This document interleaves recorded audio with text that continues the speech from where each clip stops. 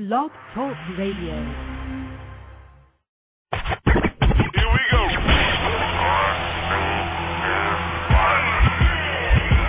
Blast off. This is True Capitalist Radio.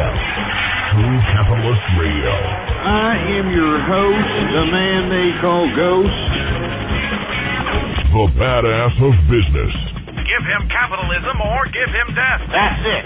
Period.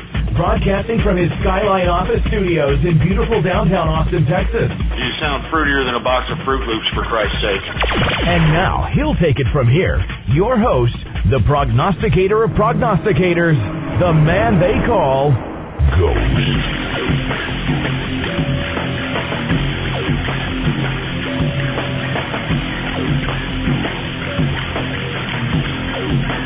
What's going on, folks? Hey, look who's back in the house, for Christ's sake. Look who's back up in here once again. I want to thank everybody for tuning in with me to another edition of True Capitalist Radio. And, of course, I am your host, the man they call Ghost. And once again, folks, I want to thank everybody for tuning in with me. This is episode number 121 for all the folks that are keeping track with the True Capitalist broadcast. And, of course, before we get into anything else, I'd like for everybody to please retweet the broadcast, go to the forum posts, go to the blogs and the social networks, spread it around like wildfire, and let everybody know that True Capitalist Radio and Ghost is in effect and in the house. And I'd like for everybody to please just spread it around. Let everybody know around across the world. Anyway, folks, I hope you had a good extended 4th of July weekend. I know, I sure as hell did. I know that everybody was expecting a 4th of July broadcast yesterday. Unfortunately, that didn't transpire. And the reason was, folks, is because I have a real estate beachfront property here off the coast of Texas that I usually rent out. But I decided to take advantage a couple of weekends, for Christ's sake. I mean, I know I went a couple of weekends ago. I went this past weekend. It's great. You know what I'm saying? You see the sunrise, you see the sunset, you see the moon just twinkling down upon the ocean sea. It's unbelievable. I'm talking about barbecue and beachfront, sirloin steaks. I'm talking fajitas. For all you folks that don't know what fajitas are, it's what these Mexicans like to eat out here in Texas. They call it Tex-Mex out here. And believe it or not, where fajitas actually came about, fajitas, it used to be, it's skirt steak. It's what people call skirt steak. Back in the old days, when the butcher used to actually butcher up the cow, they actually used to throw this stuff out, fajitas. They used to just throw this crap out, and the Mexicans, they'd get it out of the trash. They'd season it up with some of that nice, marinades and, a bunch of other stuff that they do. It's excellent now, you know what I mean? And now, you can't get this crap off the shelf without dropping at least $15. It's skirt steak, for Christ's sake.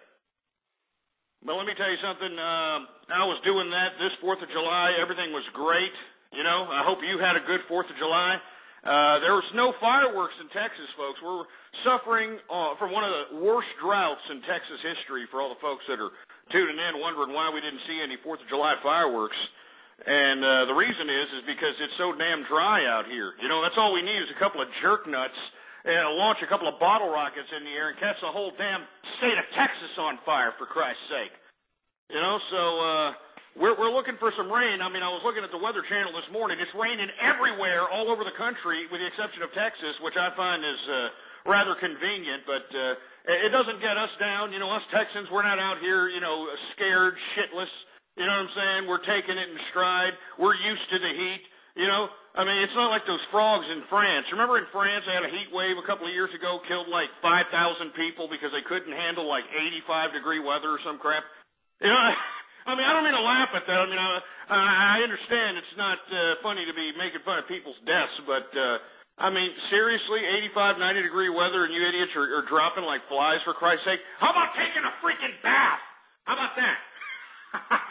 No offense. How about taking a freaking bath or something? Anyway, let me go ahead and move on. I'm sorry, folks. I didn't mean to get off keister there, folks. I've been off the air for a long time. You know, it's like 4 days I haven't been on the air, for Christ's sake. Jesus Christ. Anyway, let me go ahead and move on with the first subject matter of the agenda. And, of course, the first subject matter of the agenda is always the markets. So let's go ahead and run through the equities and commodities markets today. If you look today, believe it or not, equities fell kind of flat. I guess the equities traders were still taking their weekends off, because let me tell you something right now. I mean, it was pretty flat on the day. Today, Dow Jones Industrials was down 12.90 points, a percentage decrease of 0.10%, closing out today at 12,569.90.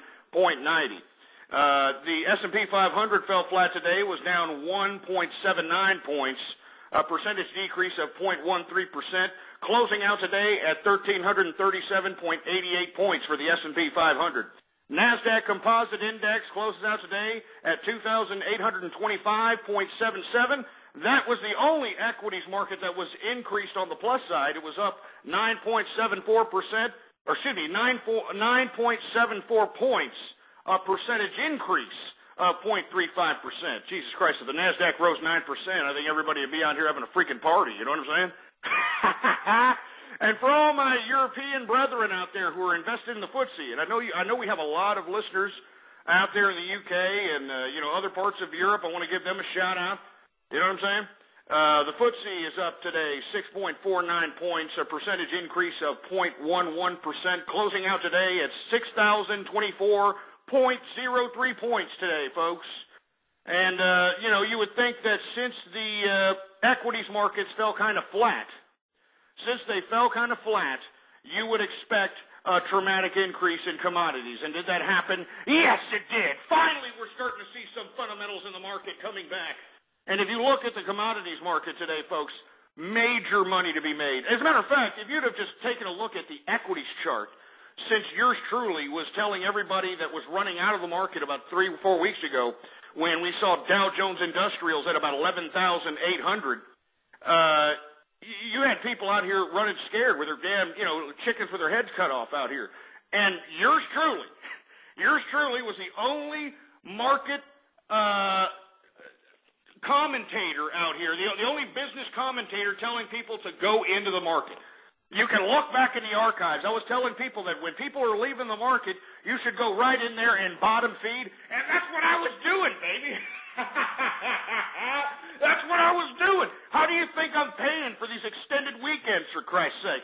How do you think I'm bankrolling, a Johnny Walker Blue Label, for Christ's sake? I mean, this crap's expensive. How do you think I'm bankrolling $30 a stick of Opus X cigars, for Christ's sake? If you look back in the archive, and of course every show is on demand, it's podcasted. You can get it at www.blogtalkradio.com/ghost. All right? blogtalkradio.com/ghost. And if you had taken it back at least 4 weeks, when everybody was getting out of the market, everybody was scared, I was telling people, look, this is my opportunity to start bottom feeding. The prognosticator strikes again. And let me tell you something right now. If you would have just taken my advice, no matter what you invested in, whether it was blue chip, whether it was mid cap, whether it was small cap, whatever you invested in the equities markets, you'd be making some serious goddamn money. Within 3 weeks, I kid you not, you would have at least made, Jesus Christ, I mean, if you didn't make 10, 15% within the last couple of weeks, you're an idiot. Then maybe you shouldn't even be picking stocks. You understand? Because let me tell you, we are almost at the peak of the bull run market when QE2 was announced, a year ago, last spring.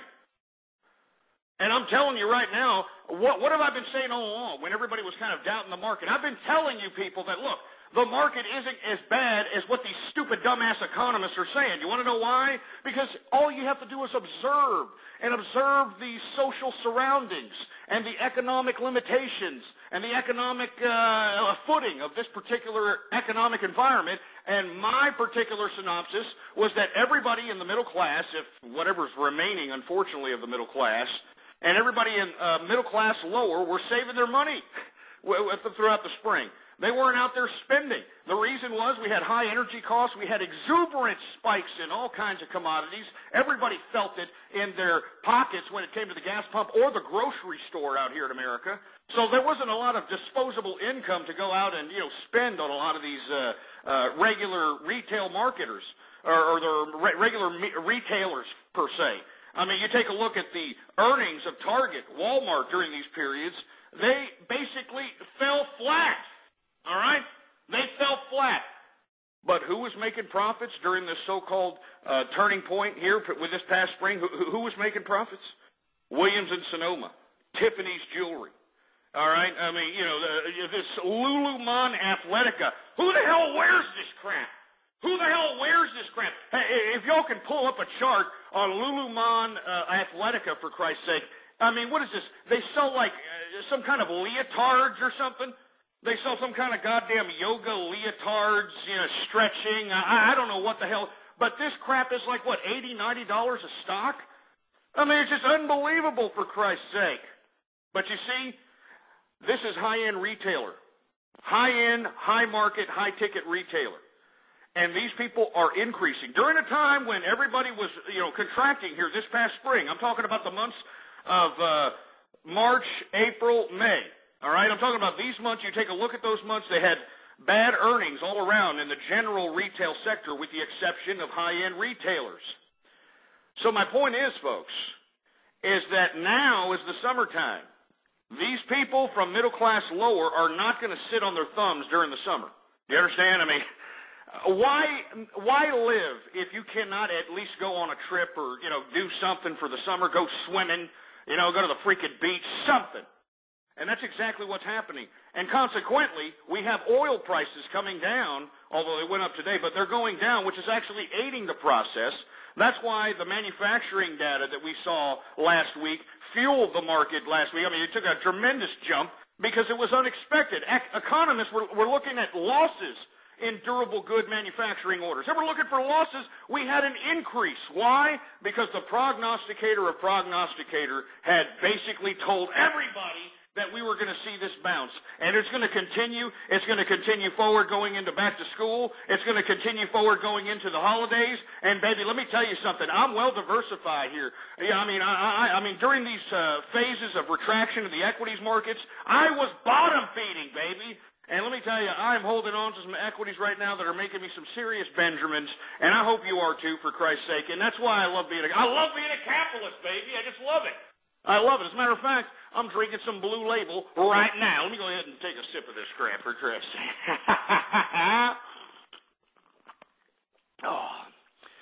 Oh, man, it's a good $30 sip right there. Anyway, let me move on with the markets, folks. Let me get to the commodities. Brent crude oil, for all the folks that consume this oil out there in Asia and Europe, it was up dramatically today. It was up $2.12. That's a percentage increase of 1.90%, closing out today at $113.51 per barrel of Brent crude oil.